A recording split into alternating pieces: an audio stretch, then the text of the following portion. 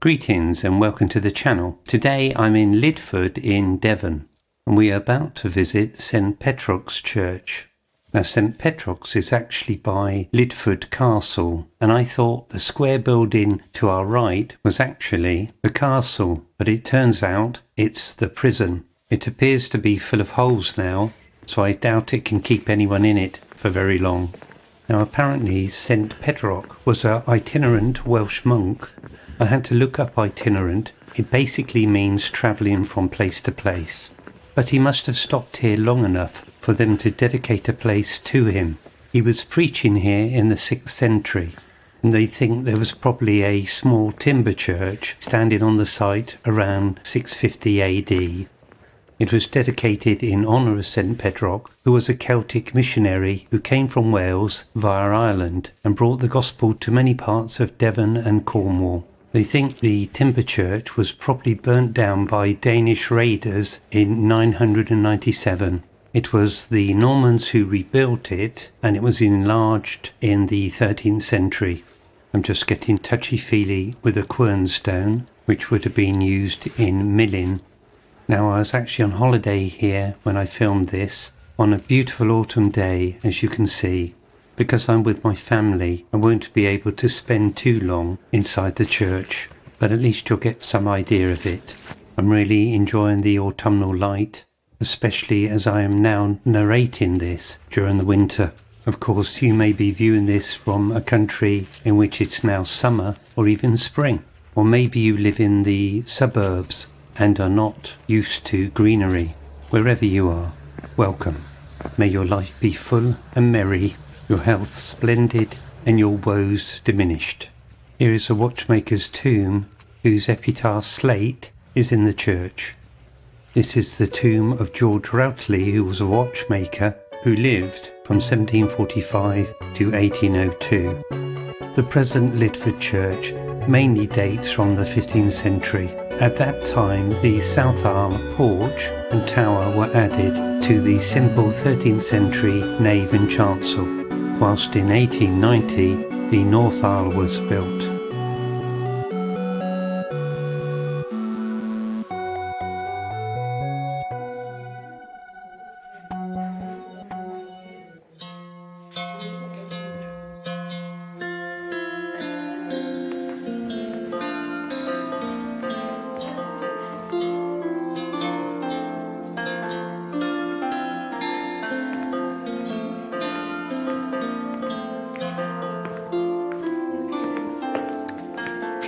Hi, you alright?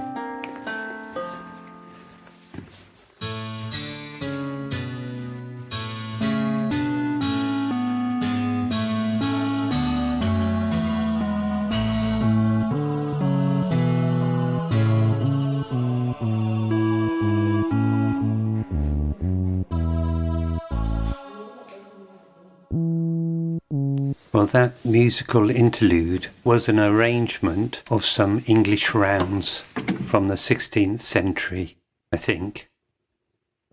Well, here I am in the pulpit, gazing upon a vacant congregation. I could not wish for it to be emptier, to hear my non-speaking sermon. Perfection can be found in the quietude of such moments, at least until I move.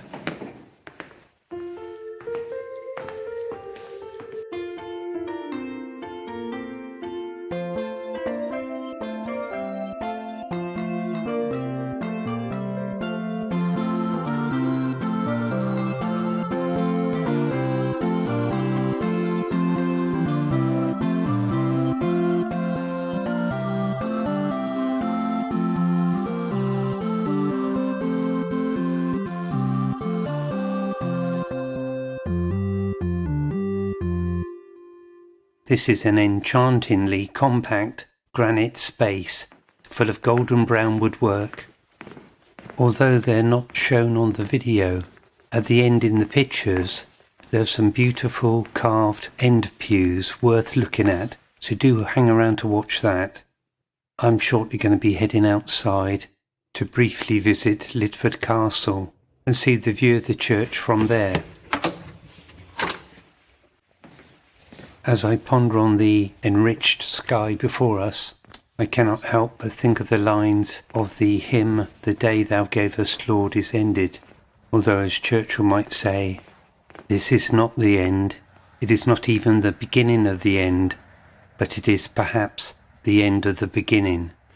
One has to admire his ability to make one feel hopeful about hardship, to see light where there might only apparently be darkness, where a door may seem closed but has just been filled in, like the one we've just passed.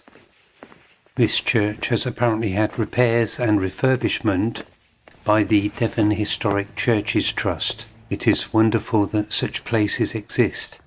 Now at this juncture I'm having to remind myself that this is the prison, not the castle. The English Heritage Notes say that Lydford Castle is a remarkably well-preserved medieval prison and courthouse built in 1195 and later enlarged in 1238 by Richard, Earl of Cornwall. Of course, the people who actually enlarged it have been forgotten through history.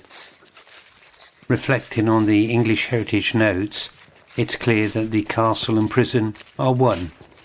Now the mound that's coming into view is apparently what remains of a Norman ringwork castle. Apparently Lydford had been an important town since the Saxon period, when it was protected by defensive banks. In earlier days it may have been more formidable than it will be today. Still I feel today God is on my side, and I shall harry the foe and defeat all evils. Upwards, ever upwards. A bit of a scramble up the hill, and then we're there. Victory is mine. William Browne with an E wrote a poem in 1644, reflecting on Lydford Castle's remarkably enduring reputation for backward justice. English Heritage entitle it, "Guilty Until Proven Innocent." I oft have heard of Lydford law, how in the morn they hang and drawn, and sit in judgment after. At first I wondered at it much, but since I find the reason such, as it deserves no laughter. It seems the root of this reputation isn't very clear, although it seems there was a tendency of the court that sat at the castle to hang offenders on the assumption that the parallel court, which was actually entitled to make such judgments, would pass the same sentence. Well, on that happy note, thank you for joining me on this journey, and I'll see you in the next one. Bye for now.